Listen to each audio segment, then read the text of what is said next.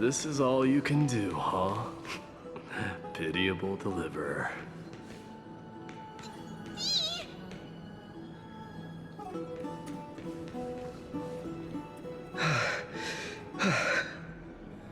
Snowy! Even Snowy! The culprit... The culprit is... Mydei. Oh. Dee! What did you do to everybody?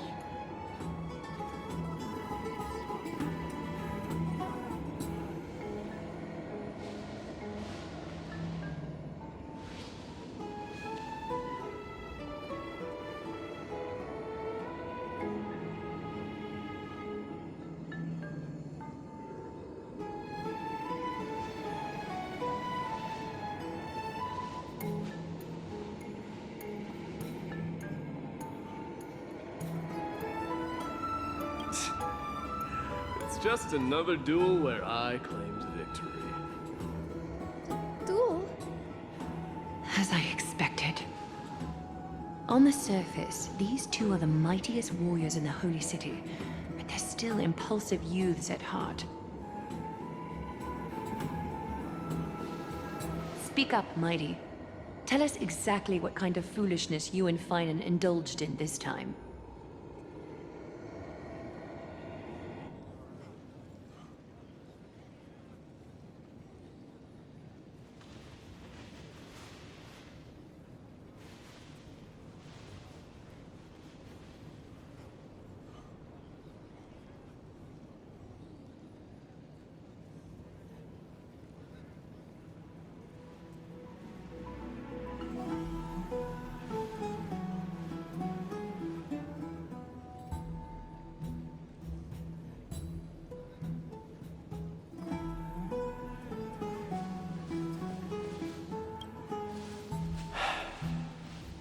No, none of those sound right.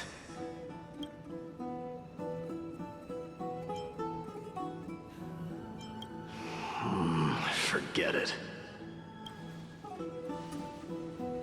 Am I seeing things? Is the magnificent deliverer finally deigning to step outside?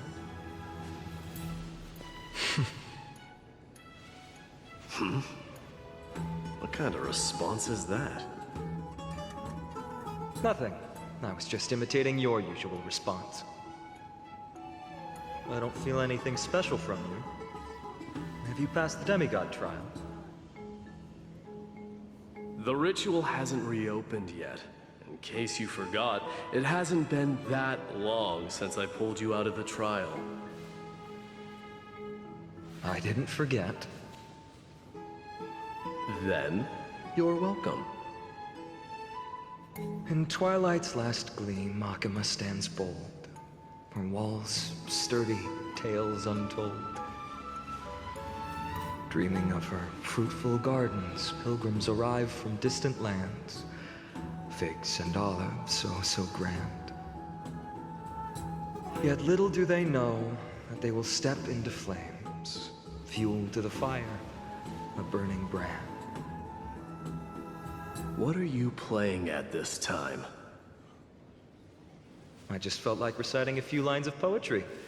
Surely the Crown Prince of Kremnos knows how to appreciate poetry, right?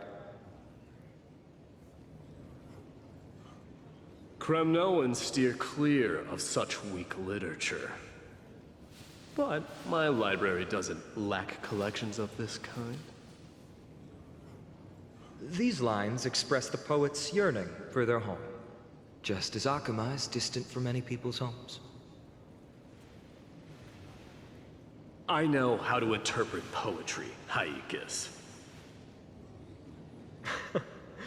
There's no point in pretending to be profound, my friend. Thank you for helping me out when I was in a tight spot, but it seems to me that you aren't prepared for the trial either. Don't compare your situation with mine. My people are still relying on me. I can't ascend to godhood on my own without first resolving their issues. So, Are you suggesting that you, the mighty Mydei, and the heir to the throne of Kremnos, wish to defy tradition that has endured among your people for millennia?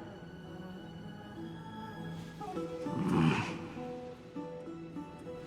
still thinking about what I should do.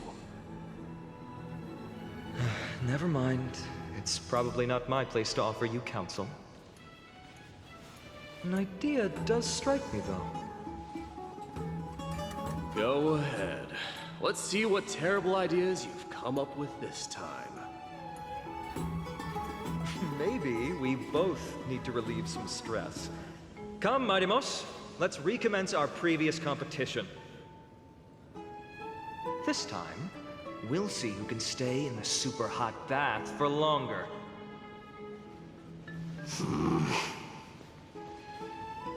What? Are you chickening out? The phrase chickening out does not exist in the Kremnoan language. I just find this situation absurd, that's all. All-knowing historian, are you not aware that we Kremnoans use boiling water from sword forging for our baths? Looks like I'll have to teach you some royal etiquette today.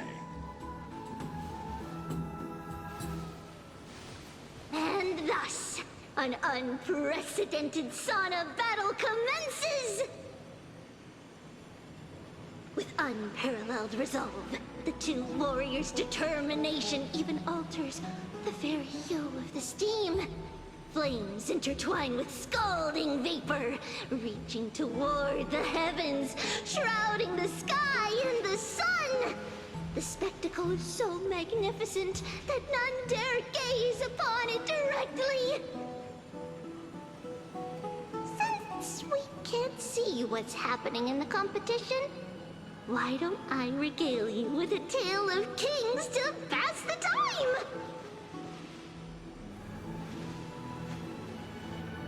Do you recall the legend of the Gorgo lion mentioned by a certain veteran?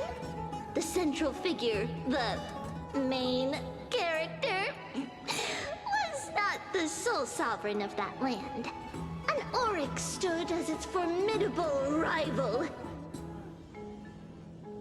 Long before the dawn of Era Chrysia, the two beasts started their timeless battle on the plains of Tritos. The lion regarded the oryx as its food, while the oryx perceived the lion as a scornful, oppressive, and challenging barrier that it swore to topple with its antlers.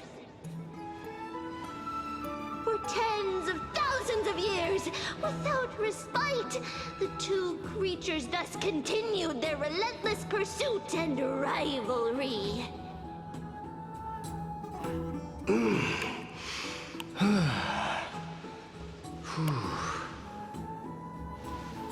It fixated on its rival's fleeing form in the chase.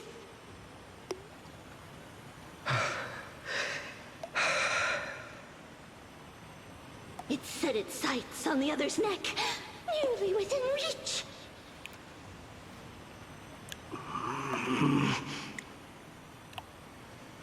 It was stuck in a corner.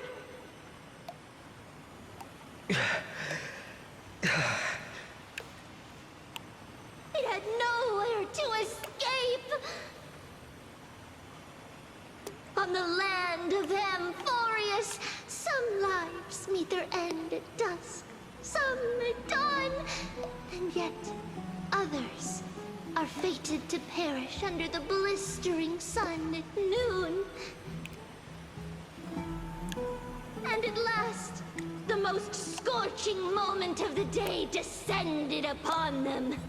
The formidable hand of fate heeded their call and arrived!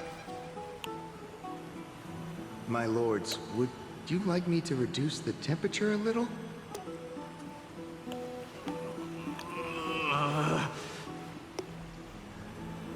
What? You're chickening out already? Get lost. Are you asking me to get lost, or...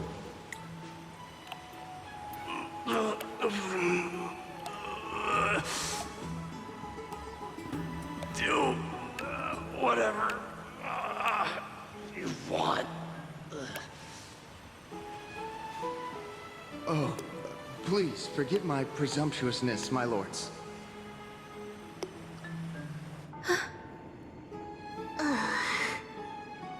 What a spectacle of folly. This is what you get for daring to challenge a Kremnoan without understanding your own place. What I'm saying is, your little game dragged down quite a few innocent souls alongside you. You will personally escort back home the customers left awestruck by our formidable presence. This isn't fair. You're wearing way less than I am. Is this the latest trend now? Getting into the baths while dressed in full armor? Don't look at me like that. It was he who challenged me. There is no word for flee in the Kremnoan language. Very well. Let us bring this farce to a close, shall we? Warriors, it's time to get moving.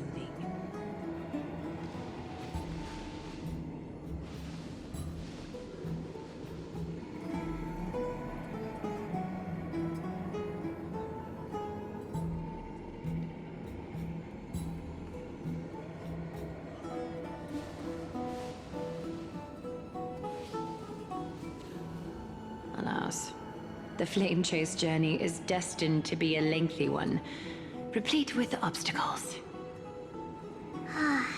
But thanks to those two, all the gloom has vanished into thin air. Well, we just had quite the commotion. It's not every day we find the Marmorial Palace this serene. Shall we continue with our previous plans?